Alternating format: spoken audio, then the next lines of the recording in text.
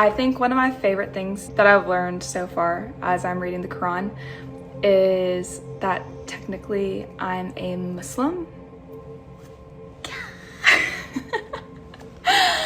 I don't know why it makes me so happy.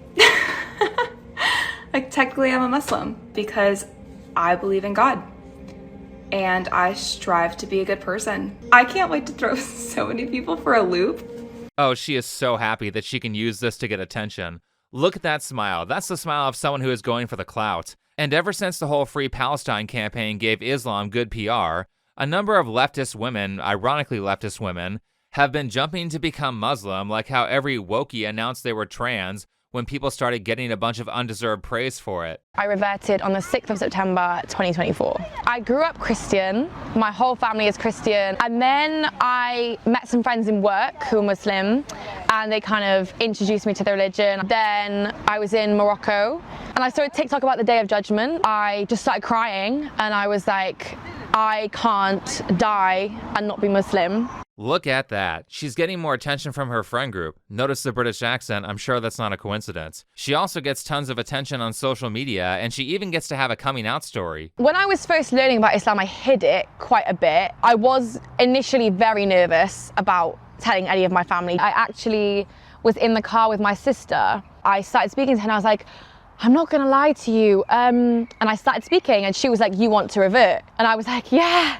Alhamdulillah, she had a lovely reaction and was just kind of like, obviously I'll support you, whatever you want to do. Is this not just the LGBT stuff all over again, including the violent radicalism? A lot of the prejudice and the misconceptions that you may have aren't actually Islam. If you actually looked into Islam yourself, the core values at the heart of it, you would actually find that it is beautiful and it doesn't condone any of the negative things that you see. Oh, okay. Well, as long as you say, no, seriously, guys, the religious texts say this stuff is bad, I can just ignore all the violent extremism that comes from Muslims. If you don't remove extremists and radicals from your community, you become defined by them. Right. If there are a bunch of extremists or bad actors in your group and you do nothing to stop them or try to sidestep criticism like that British girl did, then I'm just going to assume it's because you agree with the radicals. Certainly if these extremists were acting in a way that's against your group's core values, then I would think a devout follower of a religion of peace would be jumping to call them out and try to teach them the error of their ways. But after going through this girl's social media, I can find zero content where she does that. What a shock.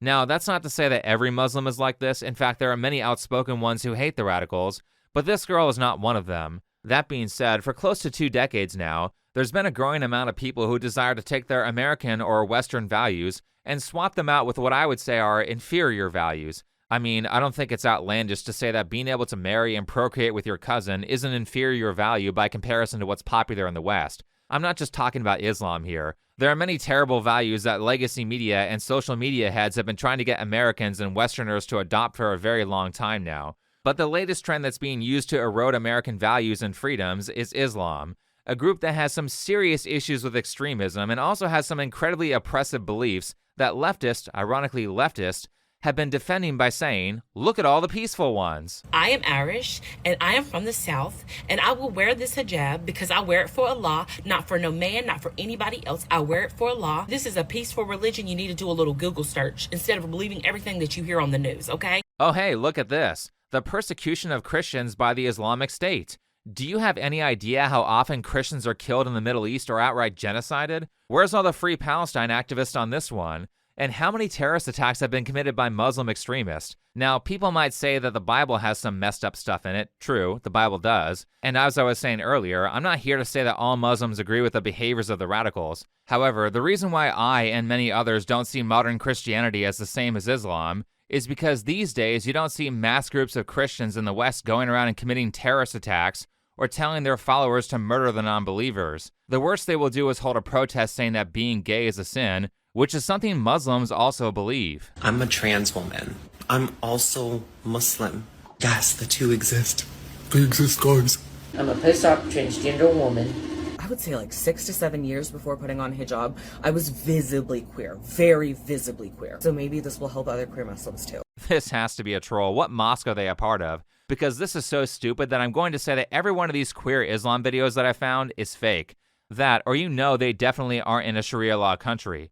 Speaking of fake converting because you're an attention seeker. Since I've started started wearing the hijab, I haven't really came to you and said any good things, because to be honest, I think like coming online and bragging about your rewards or like talking about your dua and stuff like that, I just feel like it's so personal. And every time I speak about Islam online, I'm always either just telling a funny story about like me being a revert and something that's happened to me, or something someone said about me wearing the hijab. She's clearly attention seeking and doing this for TikTok views. Everyone knows this is a huge market. Hassan Piker and all his flunkies literally promote terrorism for a living because it boosts their following and makes them a lot of money. I do want to say, as much as I'm sharing like the negative things and people coming up to me being like, go back to your own country when I'm fully British, like as much as I'm sharing those funny experiences, I do want to say as well, Alhamdulillah, because I can see my rewards in real time, and inshallah I'm going to be rewarded 10 times in the next life. Oh my god, people are going to watch this thinking like, oh, she's so brainwashed. So I guess Islam is like this welfare system where if you wear a hijab, they give you food stamps in the next life? What a greedy ass reason to convert to a religion.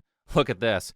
A woman converting to Islam is like a black person converting to slavery. Yeah, it doesn't seem like the benefits are worth being treated like a second-class citizen. Well, unless you're doing this from a country like England that's still sort of westernized, for now, where you don't actually have to deal with Sharia law.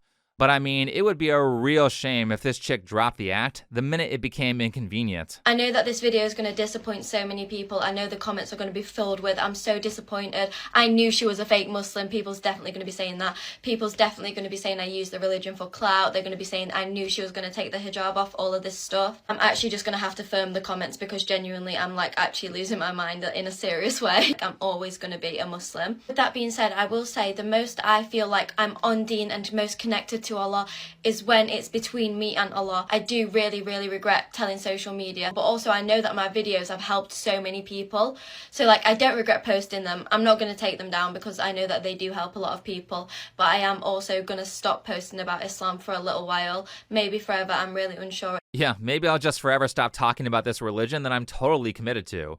I mean, it sounds like you're an apostate. Remind me again how Muslims are supposed to treat apostates? Oh wait, I'm sorry. It's Islamophobic to point this out. Is it just me, or is it disturbing to anybody else that people aren't even insulted when you call them racist anymore? A nose ring just realized her most powerful weapon is gone. But people aren't insulted anymore because Americans have seen the extreme one-sidedness of all of this. For example, anti-Christian rhetoric is everywhere, yet none of these people are called Christophobic or whatever istrophobe you can come up with. And not only that, but people are waking up to the fact that the whole point of accusing everyone of being racist was just a tactic to stop criticism. Years of calling white people every name in the book for doing things that almost always weren't actually racist, followed by ignoring moments like this, really pissed off a lot of people. I need you to mind your business because nobody was talking to you, cracker. That's my wife right there. I don't care. Nobody was talking to her either. I could look wherever the fuck I want to look. Nobody want to look at your ugly ass anyway. Y'all look like y'all sit in fucking water and vinegar all day. Smell like wet fucking dog. Look at this dog here. Look at it. Look. All right. To be honest, I'm not really concerned with this kind of prejudice. I really don't care if people say mean things that are racist. The actual prejudice that I'm concerned about is this. This idea that people like to spout that Muslims want to kill anybody who's not Muslim, that is not a Muslim belief. This is a lie. The Quran encourages the killing of non-Muslims multiple times. As a matter of fact, from our Quran, it says if you kill one person, it is as if you have killed all of mankind. So if you think that I'm going to send myself to hell because I care so much about what you're doing, I hate to break it to you, baby, but I don't give a damn. If you want to be a cat, a bat, a Buddhist, a Baptist, a monk, it don't matter to me. That is between you and God. I'm not about to throw myself into the fiery pits of hell trying to save you. I'm trying to save me. Yeah, so here's the problem with that. The extremists don't consider non-Muslims to be people. I'm guessing she's talking about the Quran chapter 5 verses 32 through 34, where it does say that killing a person is like killing all of mankind, but it also says that if you make war with Allah and his messenger and strive to create disorder, which can easily be interpreted as if you criticize Islam, they get to kill you. You can't make this shit up. The passage she is quoting to call Islam a religion of peace is literally telling you to crucify people who go against Muslim ideology.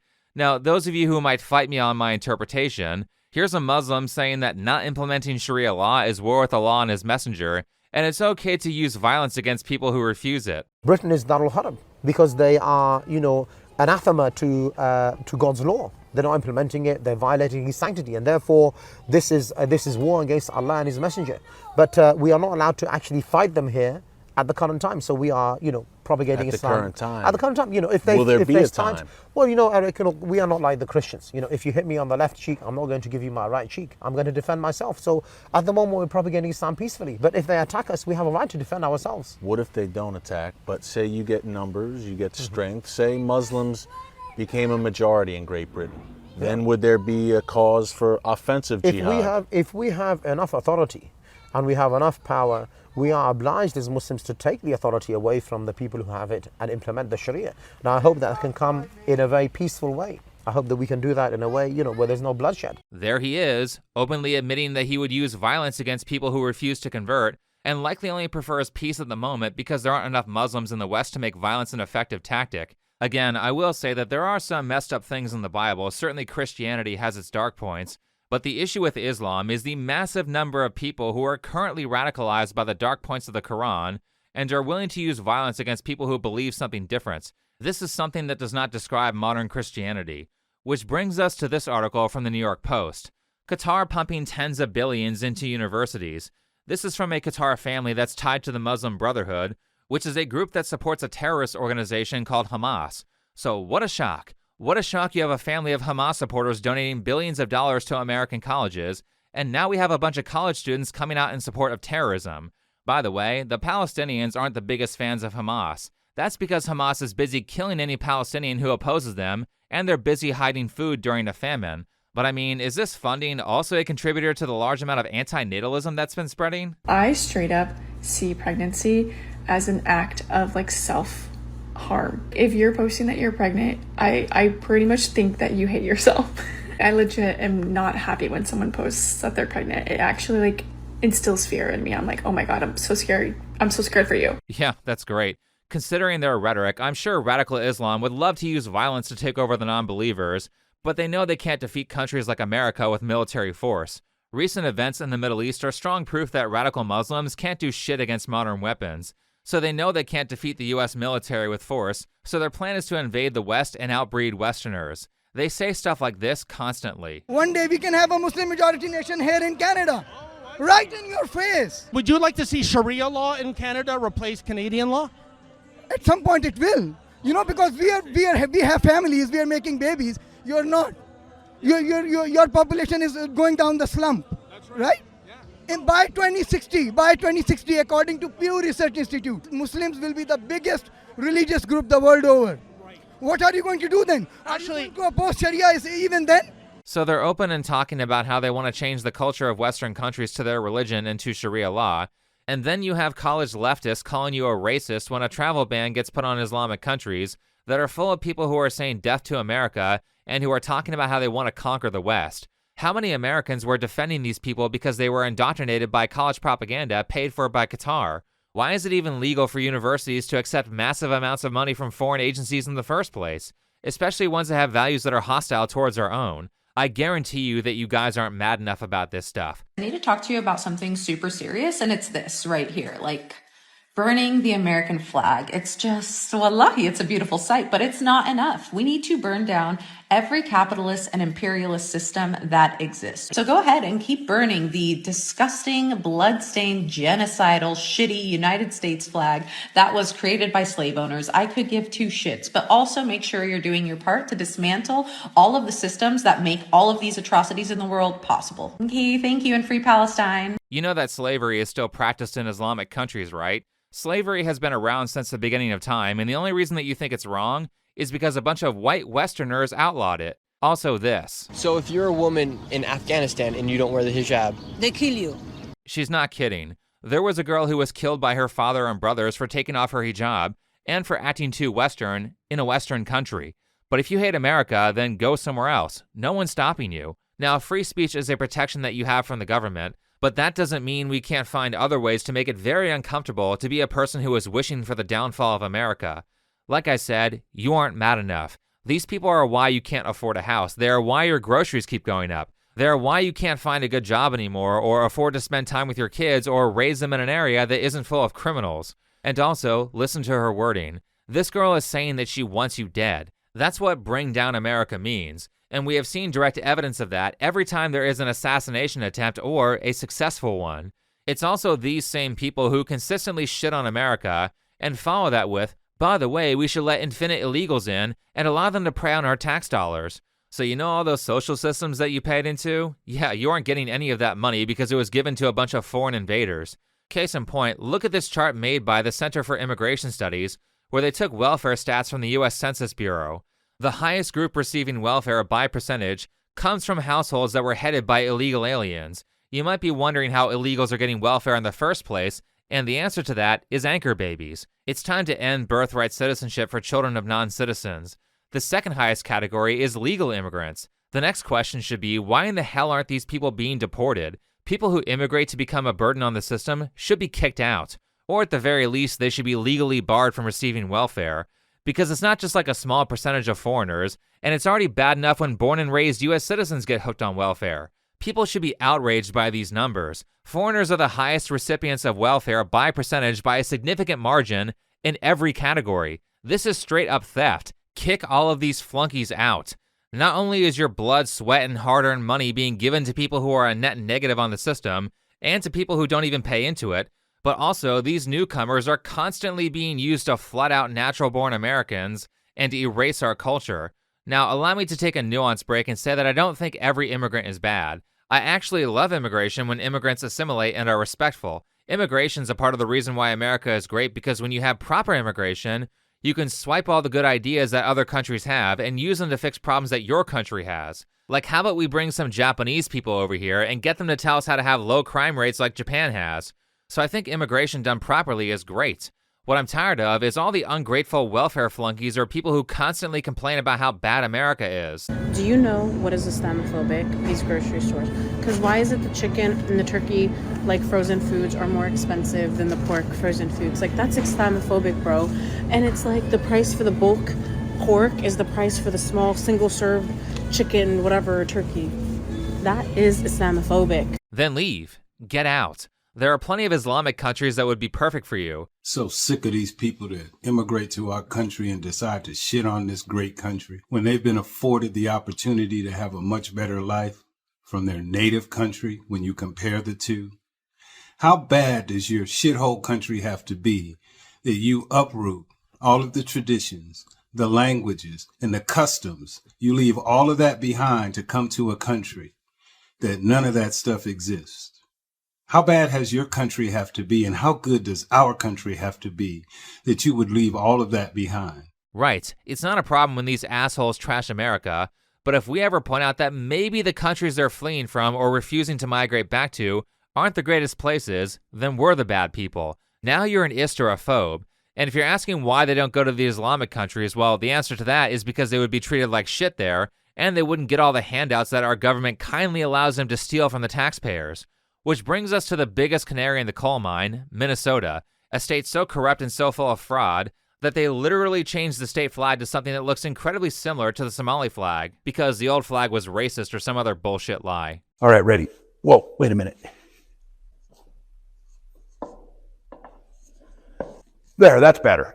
Minnesota is the flagship state for Somalians. That's why they're doing this. Somalia is a war-torn Sharia law, radical Islamic shithole of people murdering each other and raping each other. Minnesota is also the same state where the DHS did an investigation and found that 50% of the migrants in Minneapolis are residing there illegally and are committing various forms of fraud to stay in the U.S. We went to Carmel Mall. That's really the heart of the Somali community here in Minneapolis. It is normally bustling. There are people everywhere, and it was virtually empty. A lot of people haven't been leaving their home for work or making a living, so it's very unfortunate and very sad. Gee, I wonder why everyone in the mall would disappear the minute that ICE starts investigating. Could it be that none of them are in the country legally? I mean, this shouldn't be that hard to figure out considering how few of these people speak English. What's it like being a Muslim here in the United States? I'm not speaking English, only one Somali language. What does it mean to you to be a part of Islam? I don't know, I'm not speaking English very well. How are you? Do any of you speak English?